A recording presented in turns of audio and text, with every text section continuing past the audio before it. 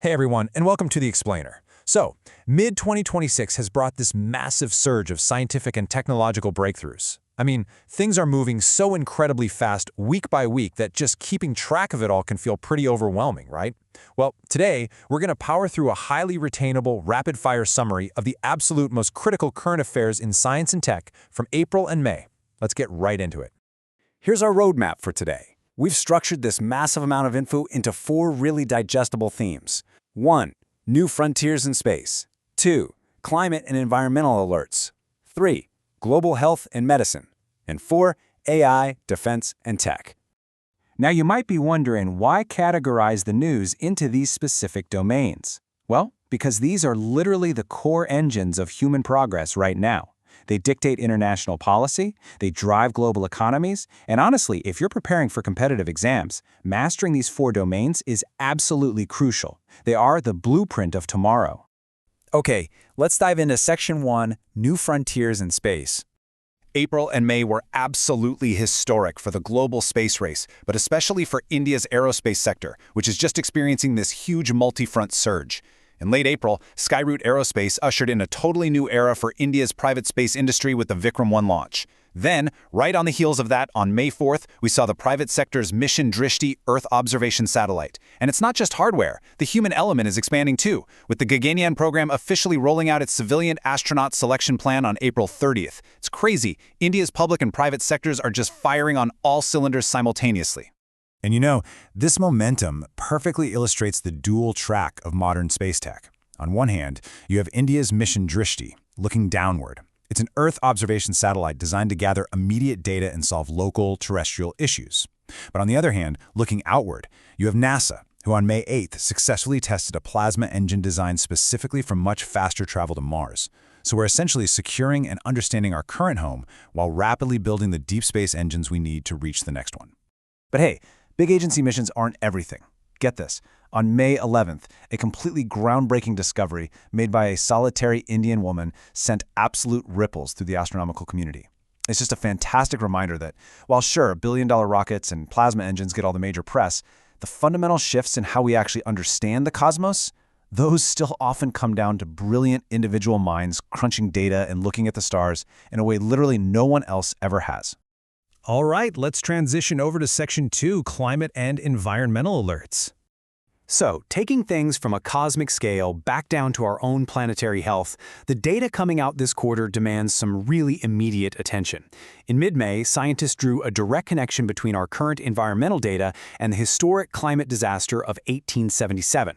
Based on the present warning signs we're seeing across global ocean temperatures, meteorologists are actively sounding the alarm for a historic super El Niño in 2026.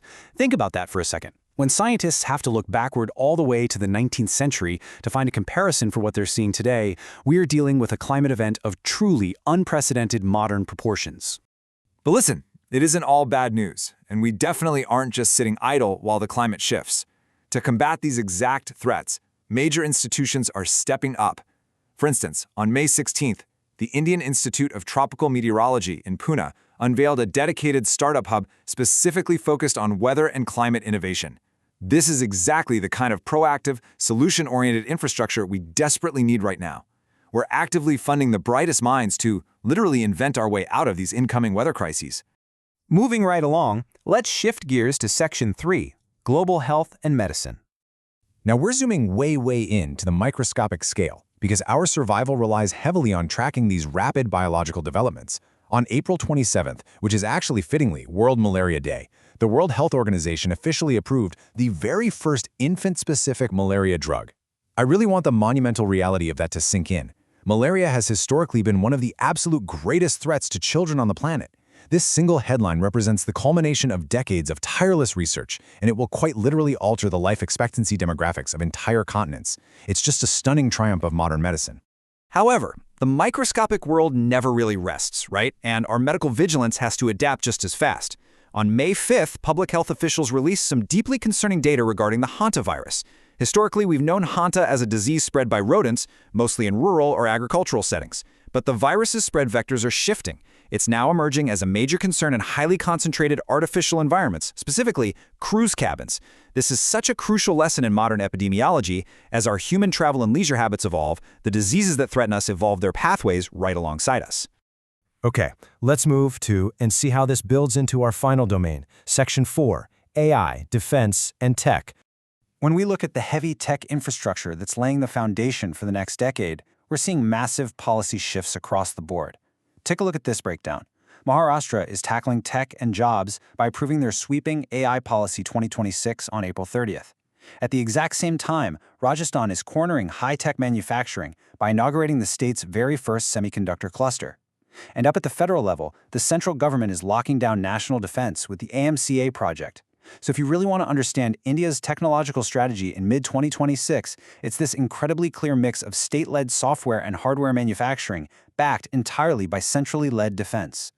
And speaking of that centrally led defense, we absolutely could not ignore the sheer scale of what's happening. 15,803 crore rupees. That is the staggering budget the center just launched for the AMCA project to develop India's fifth-generation stealth fighter. When you see a massive number like this, it tells you exactly where national priorities lie. This isn't just a minor military upgrade, it's a huge, highly funded leap into next-generation aerial dominance.